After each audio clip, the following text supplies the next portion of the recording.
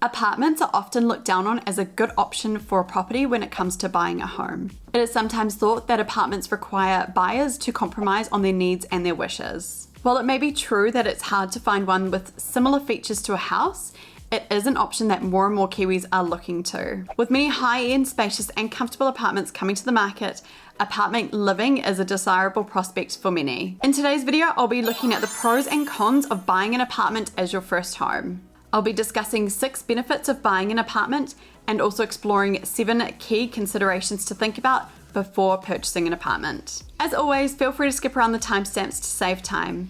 Let's dive in. Let's start by looking at the benefits of purchasing an apartment as your first home. Firstly, apartments can be more affordable than a standalone house. If you're a city dweller, it's likely that buying an apartment or a townhouse would give you the most value for your money as opposed to buying a standalone house. Research suggests that first home buyers are seeing apartments as a more economical way to get into the property market as opposed to buying a standalone home. This is because in general, apartments are more affordable than standalone houses. The second benefit of buying an apartment as your first home is that they are very low maintenance. Smaller floor spaces and fewer rooms could reduce the time that you spend cleaning and maintaining your property. Shared spaces like lifts, laundries, and lobby areas are typically maintained by the body corporate. So when you opt for buying an apartment as your first home, you may never need to worry about mowing lawns or painting fences. The third benefit is that the size can be convenient for the right buyer.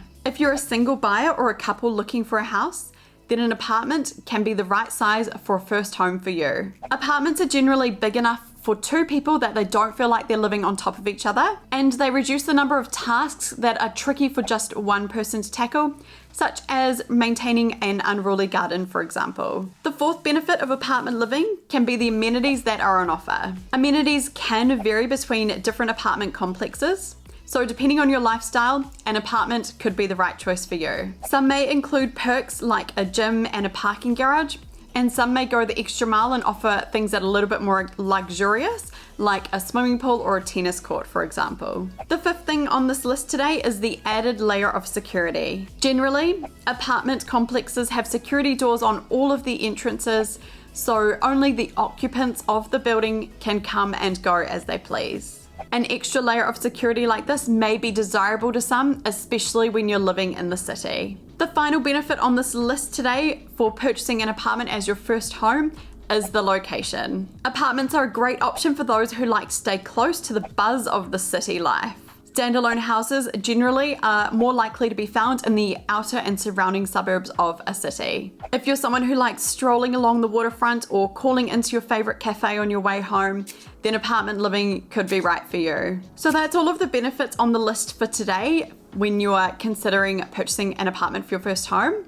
Now let's dive into some key considerations that you need to keep in mind. Firstly, you need to understand what type of ownership structure the apartment is being sold as. The first question to ask is whether the apartment you're looking at buying is a leasehold or a freehold title. Generally, freehold means that you own the rights to the space or the property in perpetuity, whereas leasehold means that you can occupy the space for a period of time. This is usually from years to decades. Make sure that you do understand the difference as it can affect the value of the property. If the apartment is a leasehold, then you may need to pay additional ground rent as part of the leasehold agreement. In general, freehold is much more straightforward, and many New Zealanders prefer to purchase apartments that are freehold as they generally retain their value. However, some areas such as the Auckland waterfront are regulated by legislation. If you wanted to own an apartment in the area, in most cases you would have to opt for a leasehold property. The second key consideration is the body corporate membership. Becoming a unit title holder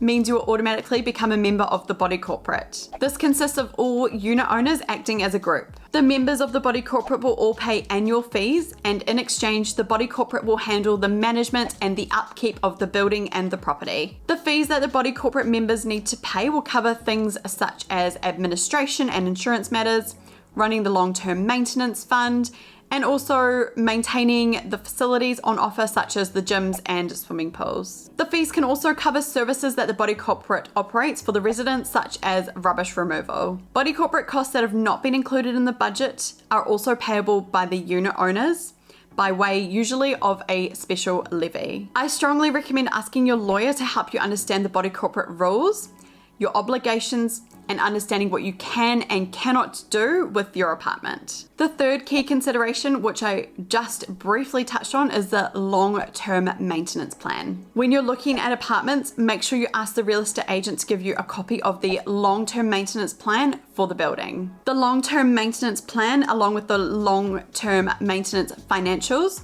as well as the body corporate minutes from the last 12 months, will help you understand if there are any key issues or concerns that you need to think about. If the plan outlines desires such as upgrading the lifts or painting the building, then is there enough money to pay for it? Understanding the plans for the building may help you decide on whether you want to live there or not. You should also ask about the building's contingency plan. There may be additional costs on top of the building levies. The fourth key consideration is the insurance. When doing your research and your homework on the property, it's worth checking the following: that all owners' levies are up to date, that the accounts are audited, whether the body corporate is involved in any proceedings against a third party, and whether there are any weather tightness issues with the building. You should also ask the real estate agent for a copy of the insurance policy and speak to your lawyer about what this means for you. The fifth thing to think about when buying an apartment as a first home is the rules and restrictions that come with it. Body corporate rules can specify how an apartment is used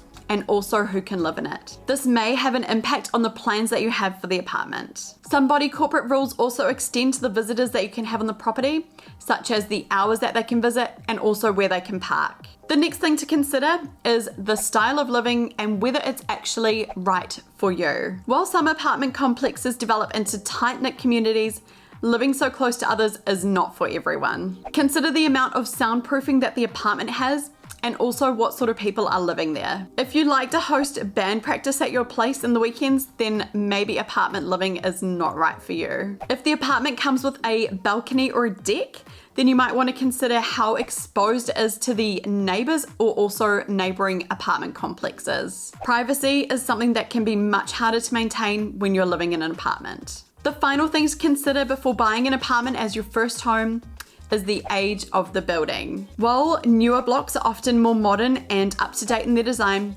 they may be so new that they haven't yet presented any potential problems. Older buildings with no track record of problems can sometimes be a more secure bet. If you're unsure, it's always worthwhile getting a building report completed by a qualified and certified building inspector. It's worth asking their opinion on the apartment and also the whole building. Buying an apartment as your first home is a great way to get on the property ladder at a fraction of the price of a standalone house. Whether you decide apartment living is for you or not, buying your first home can be a confusing time. If you need help on your home buying journey or have any questions about the process, feel free to get in touch as I'd love to help you. If you like this video, you might like to check out my other video about the deposit requirements here in New Zealand. Thank you so much for watching. Don't forget to like and subscribe, and I'll see you in the next one.